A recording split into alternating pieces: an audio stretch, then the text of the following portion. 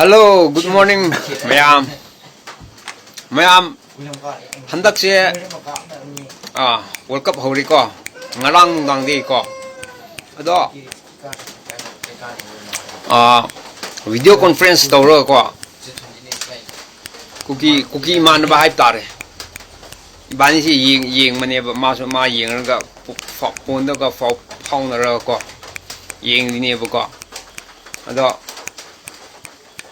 Oji ngarang first match Mexico City da sane ko Mexico capital da ko ado Mexico ga South Africa sanamne ko masida aina Mexico na ngame and hive neba ado masina Mexico nate South Africa na ngame ano ko sum hairap pa ado aina world gi mi makai na so khangam ngani na to ibani ngak tang nate bai World Cup yingi se thadra ga hango nang na ma na sing de so har ga nate lalin nang gi to lali aina hai pasin na chummi hai na ma se na chum marai si torok pa ado ibani gi friend ora poi matang si matek maliram gi aina ai gi video thagalak ko deng or any post ko to bo ko deng si ma se comment si wathi warem som pirak pa ado ain se reply se som torok da last ibani se friend oirak paneba duga friend oiraga phone number lo na duna ko chapchar banung char ban sa kai cham no ngasi di haina ko ai di adu chai ka haina wathi warim tonaraga sum bani se friend oirak paneba ko adu topic ta la ge dai de aina kanona Mexico na ngame tuda ngame hen har ma sina su ya deba adugi ma pithbi mi ma kaida thadadi yengo noi sina chin yam thi mi na myam hai nei haina haibdo mayek sing halakanu yari ma kaide noi na chin thibdo kitang chin thir so singna lotna phajana taw adon tadi mi myak wol gi mi myam pithbi mi ma kaisina noi na chin thib se khangre aduna nang ja jo jitna hai so chupta thajroi kanaroi aduna ai nang sei hujiti bani manaba friend oiramnina noi kuki se ai amsu chaisu chaining de ngang sungang ning de ena phajana haibi baina adu phom ma me yade ba adu ne masida ne ba ena kuki na matin kuti se laibang panda sitan na phaw tuku je ha adu ne ba ina haise sitan aduk machin thi ba hibdo adu phaw ba ko hojiki kuki singon de sitan na phaw ki ba horenda sitan ngon su khadrak tor ka dry na ko yego ngan naga taruk kunsa khulgi khangde akoina phaba khangde gaina kuki in pina paw haire epics moye epics body organization kuki pi manipur ai ai chaw organization ko mi train thoing tani ai aduga phangwana laibon wifi kulda aduso moy kul area da phangman tro kuki sing ai message am pi na chin thi se to ko hoji ki noi adu ada drama ga noi mi ama siraga kano tawri do as adu ne adani gain company noi machine hatuk na ba noi machine odi taraga siba kungai ama aduga lan kap na da siba kap na da di ngamda dana napi angang abduction to ba kidnap to ba aduga tawraga hatpa even pastor yawn hatpa pastor humsu noi na halaga naga sing tai na ba amuka any kano problem to di naga sing ek tai na ba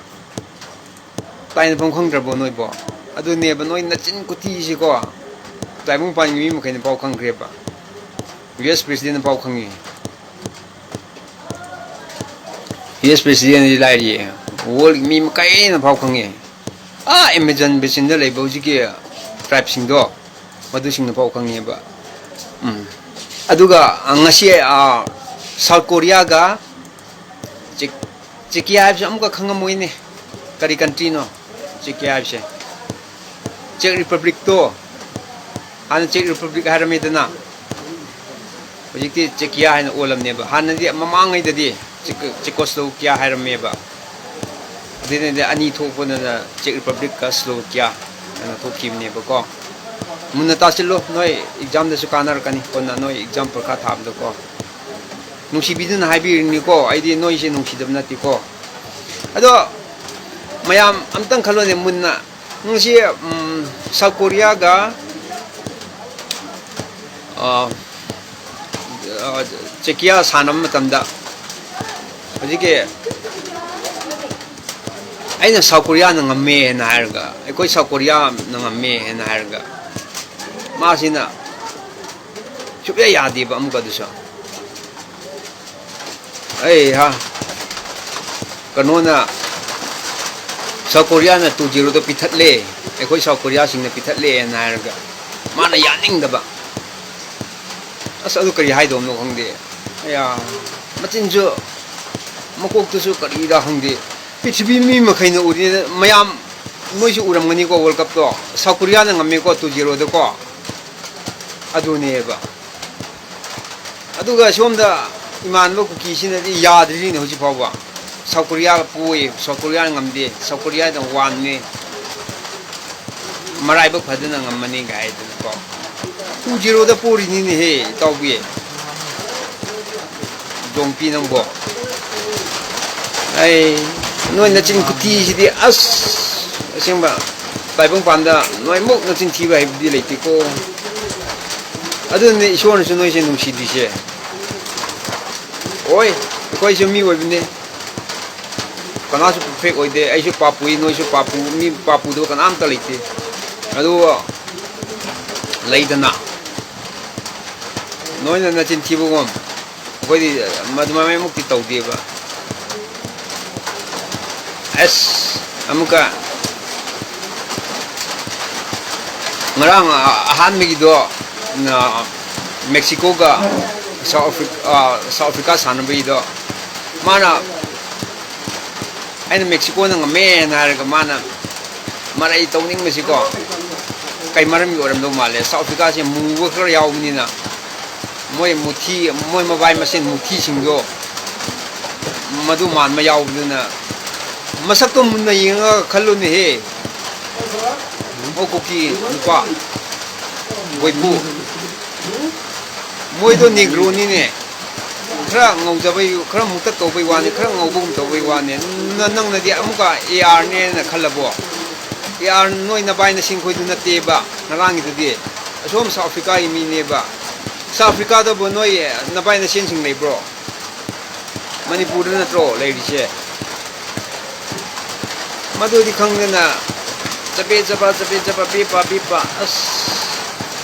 boipo nang friend oi bato se bro friend oi bato pya din ni ibani marai tau na dradi nungai roi ni nang su chak cha bya roi chaka chaning roi ba engon sida dradi nang ne message ta engon ga sidam yam du di loire mana engon ko message ta mayam munna taw as ai message pa ga nang ge mai message to pa ba ko nimit ama pa bang ndi wathi ira ko ko machin thibo wa mo hai pare mayam ira ko ko hai ha aduga aina ai gi video ma da ngarang han mak thakat pani 영어 아들이 쿠키 굴네 빠뿌불람 뭐 이베게 농주네 에코 쇼음데디 클라우디 디키탕 오예 농주데 두가 웨더도 말 오르고 얌 누가이바 농주 몽주 레이바 마칼 레이바 모이나 데다 블레싱니 블레싱기 농 나테바 레콤 랭낭고 이싱 프렛 다능아기 농메바 아두나 네바 ngasi Sanpuda Saktiman nama Paina Targa Noi Tata passing Udi Tabi tap the Pain Targa Junga Leramido Nachin Tiva Secret to Oko Noi Noi na chin smai thi adi isona sauro podadi saubo horam ni ko noi mi ma si ai dai nga se adu samu ga khoi na ga na ni hai ro ni noi gi jaga area makta noi ne dominant area oi bam pham madu de pham ne gi phar ga pukhi ne ba laiwano wifi village ki hitman ga yauna moi gi nupi mayar pai bi sing yauna aduga khangdi kai na ito as noi pukhi sing si di ba aya moi se planet atopada thar ga kari film go re planet of the apes planet of the apes to madu da leiru cho noi bhara lecture ga sai bhara pi ge ko yai ko bharang tanate lambi da hore ising khurang da kai kai noi cha pu cha ni kani som kari biscuit nungkut ko aduga ai gi lichi do noi lichi na punchi da cha phang ge ba lichi sha per ke se sugar se cha thak cha lon ga tho ko aduga noi yen nga no san iroi di lai tam ni na ngan chu hai re na dal se dum cha ro se dal ke kya pi ho bra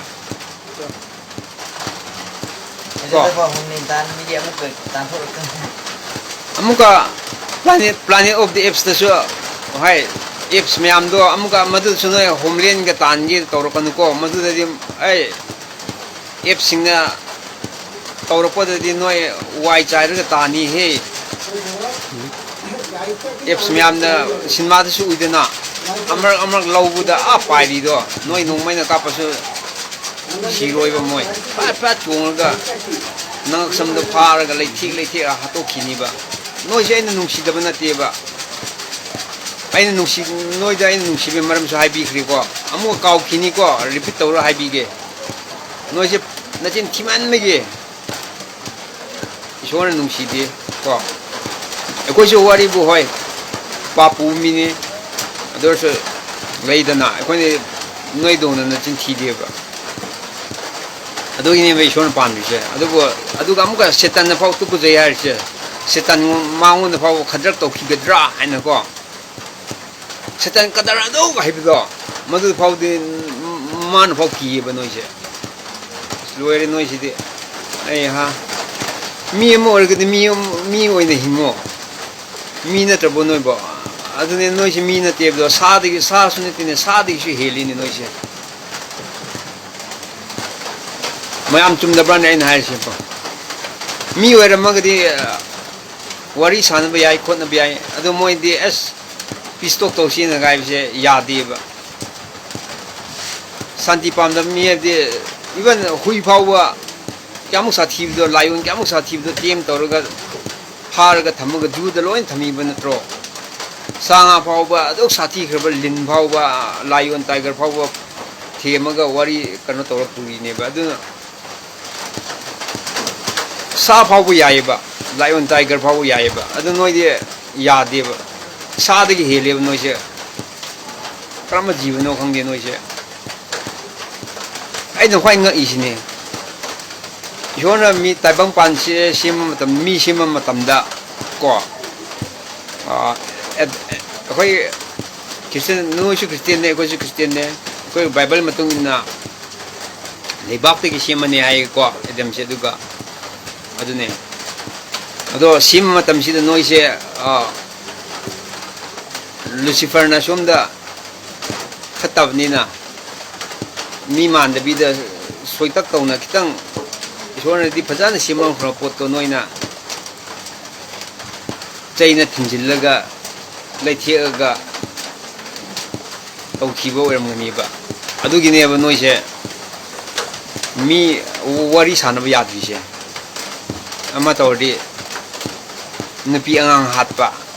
sineba noina hai se passenger ambush to ba driver hatpa aduga lan thamdadi mayong na ba lan thamdadi ngamdabni na ko chen chelaga na thun thangalaga cheli do ikai dro es aduga ngana ina phagi tawraga somda koi ge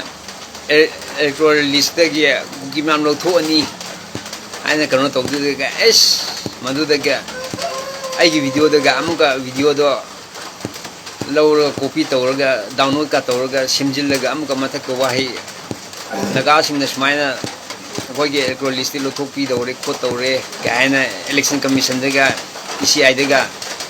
appeal ga tawromi do aina report tawbiri ne first information ne loina khange first information ne do koi ge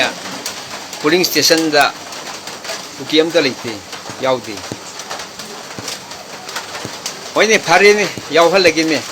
ado noi kari no ba do kiri do ukur kamjong district ta leiba ukur district ta leiba sing tax myam asom kangpupi da pira ka do ne kan hai do aduga leiba na di som leiba tax di asom na pira ka da ne kan taw jo noi asom kangpupi sing kangpupi da enroll taw da na noi electoral list to kai do bai koi kamjong district ko ukur district ta koi tangkhul gi lamda enroll taw ri no ba hairo natin no thi ga no ba adu ne ba noi se adu ne ba ishon ba tu ku jaba setan ba ba ki jayai do ku jayai do tu ku jayai bi se tu ku jaba mu tu te trillion times tu ku jar masing thi ngam de